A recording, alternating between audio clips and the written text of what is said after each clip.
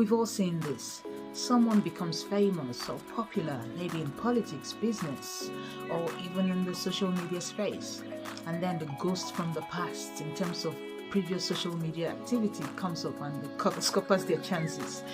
Stay tuned, you're talking to Auntie O. So in this era of social media, it has a lot of good. So it's done us a lot of good. Knowledge is spread. We can easily just, in your house, you're learning so much. You're connecting with people that you not normally connect with. But with that comes the fact that we are more exposed than we ever were before. So people can easily make their conclusions about who they think you are. It might not be who you are, but who they think you are, based on your social media activity. So recently, a friend of mine just told me about a job he got, and this was like recently, last week. He got a job. They had offered him the job, sent him his laptop because working from home and all of that, sent him the laptop and everything. And then just before he would resume, they took the offer back from him and took their laptop back from him. So he's back on the job market. When I asked him why, he said they did some searches. So it's possible to do searches, and they did some searches and found things that he had done. I think some of it were like, I don't know, I don't want to go into too much detail, but there were things he had done or said or that he's doing that made them feel like he was intolerant of a particular sect of people. And even if that's not what the company is about, they just felt like, no, we don't want that to come in. Because it's not just about, okay, let me give an example, right? Let's say I was homophobic or something like that.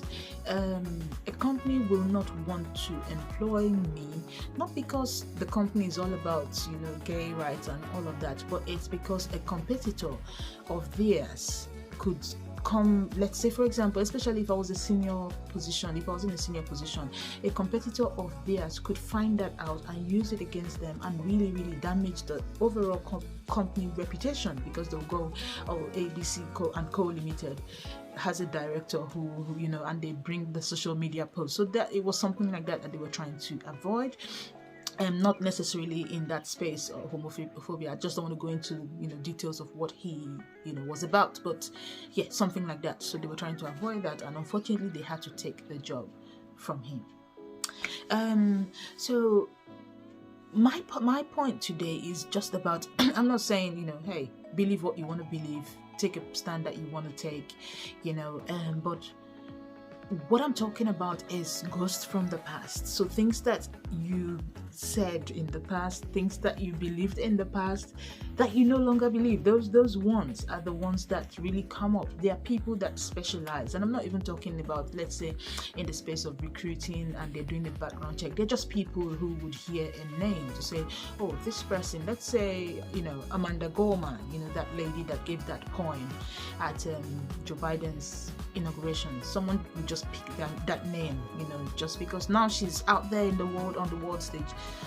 I bet you people would have picked up her name, gone back and just dug and dig till they find anything. That's people's specialty. They would dig, and once they find something, they start spitting it out in different platforms and try, and before you know it, we're no longer talking about these great things you did, but trying to manage the crisis that has come up. Our views change over time. We grow and our views change. So the problem is, at that stage where you were, you probably said things maybe on your wall. So I'm talking about on your wall in response to other people's comments, in groups. You probably have written things that, let's say, I don't know, 10 years ago I wrote something. Now I'm 10 years older and I've grown and I'm more mature and I don't even hold those views again, but they're still out there. And someone would go and find that out and say, hey, see what she said, why do you think, so things like that. If you can, it's a difficult one to do, but if you can, I think I would advise. I do that on my wall, but I think I need to extend that as well to every other place I've been in and everywhere I've gone to run my big mouth. I've got to go back and say, okay, do I still believe in these things? If I don't, then maybe just delete them for my own, for my own good. Then the world is changing, so we're growing. That's fine. The world is changing. Things that were acceptable before are no longer acceptable today. There are words you could say and get away with it, but call it political correctness, call it whatever, but things are changing. What's acceptable is changing with more knowledge, with more understanding of the impact that these things has, especially on minority groups and things like that. What's acceptable is changing. So again, that's a reason to go back and check that you don't have some unacceptable things just out there lying there waiting to come and haunt you in the future. For those of us that have kids, yes, whilst you could say a thing or two about your child whilst they were tiny, or put some silly pictures out there, the kids are growing, so it might not be us that would get to this position of limelight position where everyone knows us. It might be the kids. Again, what are we putting out there? What pictures, what comments, what are we doing out there that might scupper their own chances? So there was this girl in Kent, here where I live.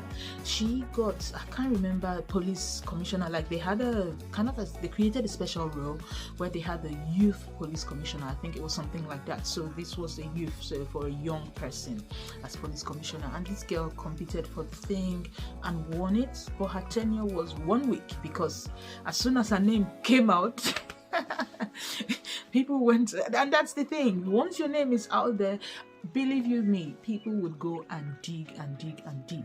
And by the time they finished digging, the girl had to resign. And she was still young. The funny thing was, she was still young. And when this happened, she would have been, I don't think, 16, 18. When, as a youth police commissioner, or 20, something really, really young though. But these were comments. I think they were racial comments that she made when she was a teenager, 15, 14, I can't really remember.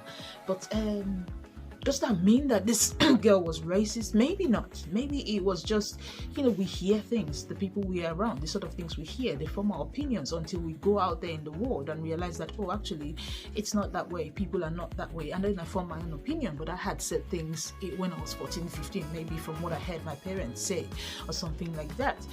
So yeah, this girl lost the position because the things that she said were just so bad. But, she was young as well. And for me, that's important. Like, I feel like, maybe she should have given a chance. It doesn't, but still she lost it. So she lasted only 1 week. I don't even think they carried on with that process. I don't think they did it any further.